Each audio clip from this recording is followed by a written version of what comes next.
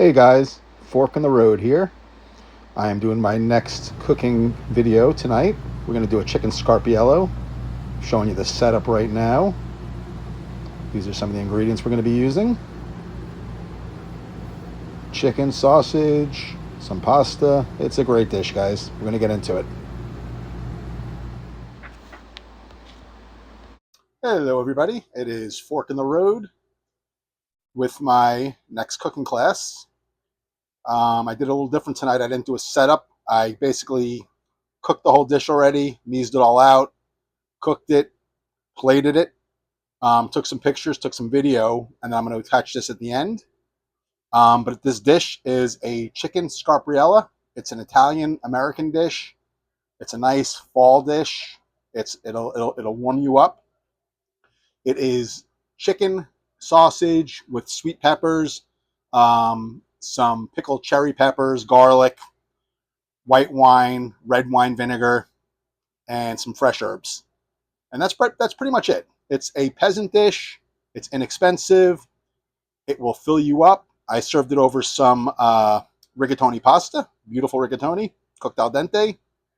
The sauce has got a little bit of heat to it. It's very pungent. It's got the punch from the white wine, the red wine vinegar, and then I added a little bit of the brine, the pickling brine from the cherry peppers that I used. The cherry peppers will give it a little heat. The Italian sausage I used was a hot Italian sausage, so that's going to give it a little heat as well. The pasta will mellow it out a little bit. But this is a great, great dish for the fall weather once it's cooling off. It's not very hard to do. A little bit of knife work. And then it's kind of a one-pot thing after you get the pasta cooked. And that's pretty much it. It's a great dish. You guys should try it. Inexpensive. I think this is probably between $5 and $6 a portion. If you broke it down, very inexpensive and delicious. I'm going to try it out right now. See how it is. Let's see what we got going on here. Try the pasta out. Pasta's good. The key when cooking pasta is to cook it in very salted boiling water. The water should taste like the sea almost. That's the way you're going to get flavor out of your pasta. You don't want to cook your pasta in just plain water. It's also cooked al dente, not overcooked. A little bit of bite to it. Let me try some of these peppers and a little tzatziki.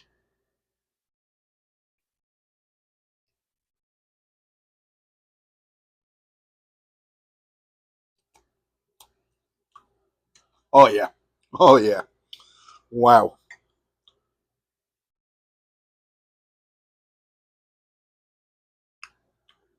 That's big flavor.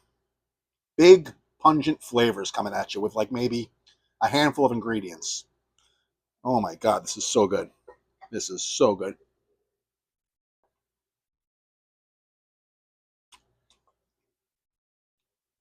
Oh yeah. Guys, I'm going to finish my dinner now and then go take a walk. Thank you guys for watching.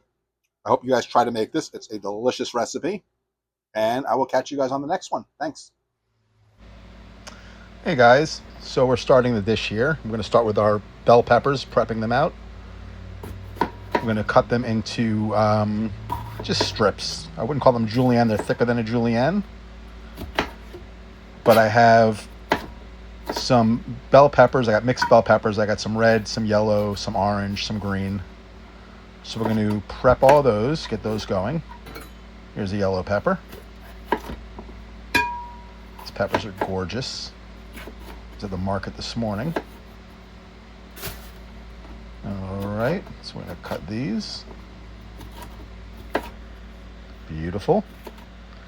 Now we have a nice green bell pepper. My least favorite, but I like the color. All right, so we're going to get those prepped and in there. Beautiful. If you notice, sometimes I'm taking out the this is what they call the white pith in these peppers, and if you have the time, it's nice to take that out. I'll show you. See that little piece right there on the side? Now we're going to go into our red onion. Got a nice red onion here, one red onion. Going to peel that. And then we are going to cut that into strips the same size as the peppers. Like I told you in the other videos, when you're cooking peppers or any vegetables and you're cooking them, you kind of want to try to get everything about the same size. This way that everything cooks evenly. You don't have some stuff that's overcooked, some stuff that's undercooked. And we're going to cut this in half. Remember I told you in the last video also, pull that core out. You don't want that core. And we're just going to slice that up into nice, like 1/2-inch slivers, 1/4-inch slivers maybe. I've got about 4 garlic cloves here. Going to smash those, chop them up. Bam. Like I said, the easiest way to get the skins off the garlic is to just use the back of your knife, press them, and then they'll peel right off. There we go. Beautiful. And there we go. When I used to work in restaurants, we used to go through so much garlic. We used to buy it by the gallon, already peeled. If you had to go through this process for the volume you do in a restaurant, wouldn't be feasible. So there we go. Got the skins all off. And I'm going to give that a nice rough chop.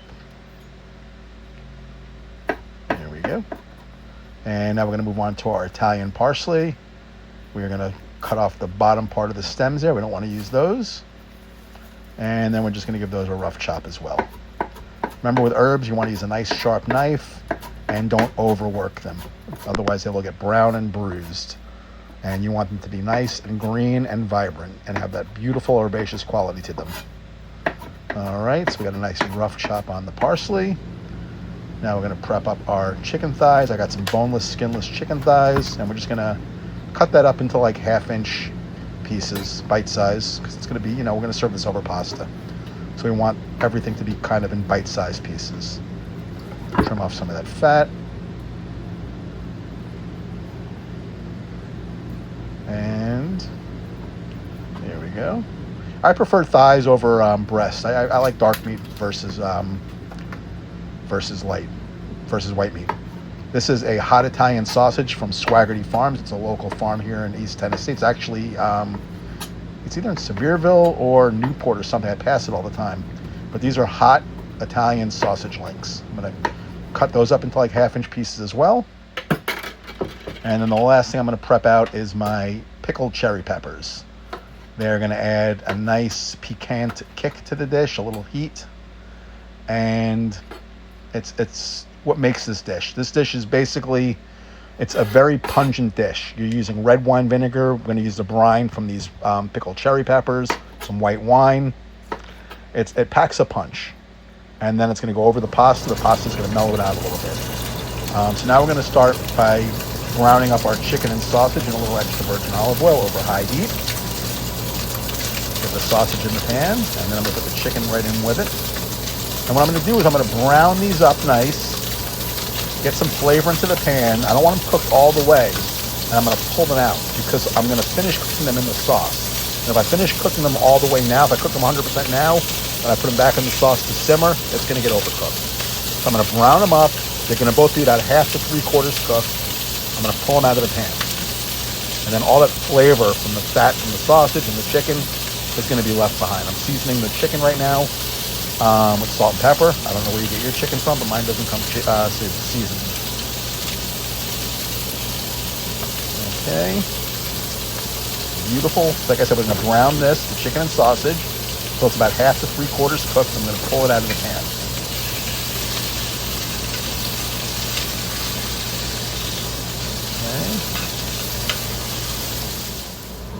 All right, got the pasta working next to it, you can see. Salted water, very salted. You want to always cook your pasta in heavily salted water. Like Wolfgang used to say, the water should taste like the sea when you're cooking pasta. There we go, I'm browning the chicken and the sausage. Pasta's cooking. Like I said, when it's halfway cooked to 3/4 cooked, I'm going to pull it out of the pan. And I'm going to start cooking the vegetables. This pasta a little stir.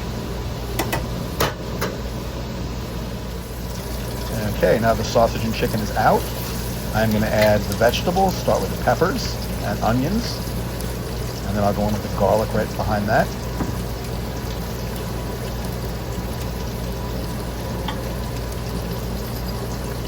Okay, here we go with the chopped garlic.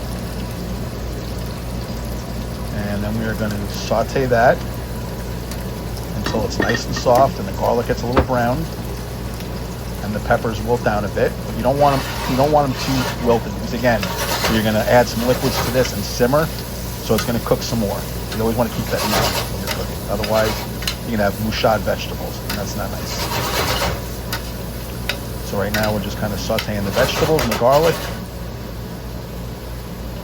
And the next step is we're going to add the chicken and the sausage back in. And we're going to start building our sauce now and let it simmer to finish cooking the chicken and the sausage and the peppers. Okay, all the sausage and chicken is back in the pot with the peppers. Do a little mix. Beautiful. Look at those colors. Gorgeous. I love bright, beautiful dishes like this. They just, you just look at them, you want to eat it. The next step, like I said, is I'm going to start deglazing the pan, which means we're going to add liquid, and it's going to pull all the flavors, all those bits from the bottom. I'm going to scrape those with the tongs, get all those bits off from the bottom into the sauce. And here we go. We're going to start with some white wine. Bada bing. And then next we're going to add our red wine vinegar. There we go.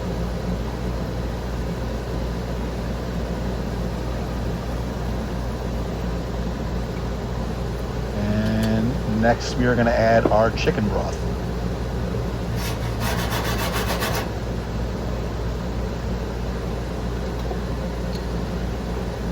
There we go. Chicken broth, and now I'm going to turn the flame up because I want to get this simmering and reducing. Oops, sorry, a little salt and pepper first. Always got to season as you go. You're building layers of flavor. A little salt and pepper. Beautiful.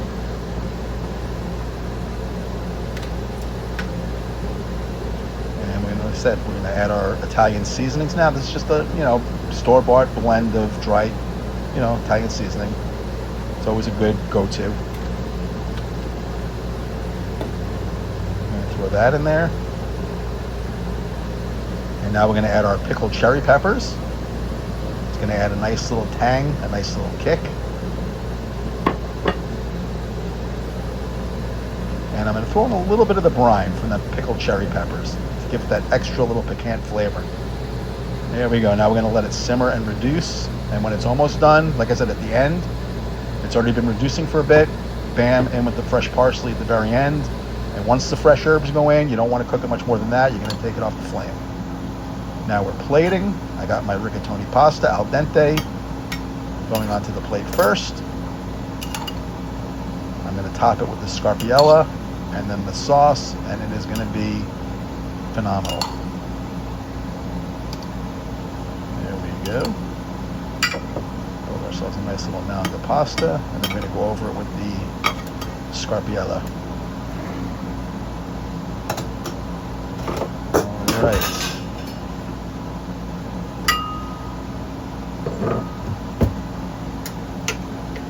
Okay, so here we go with the chicken and the sausage.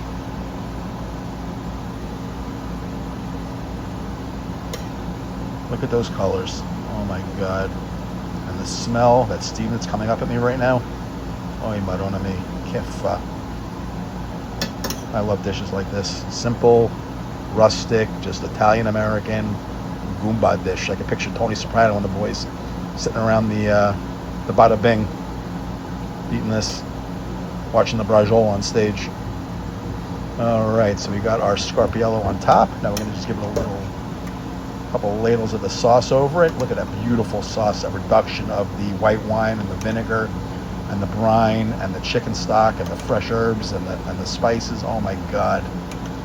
Oh God, guys, if you could smell this, you'd be over here knocking on my door right now.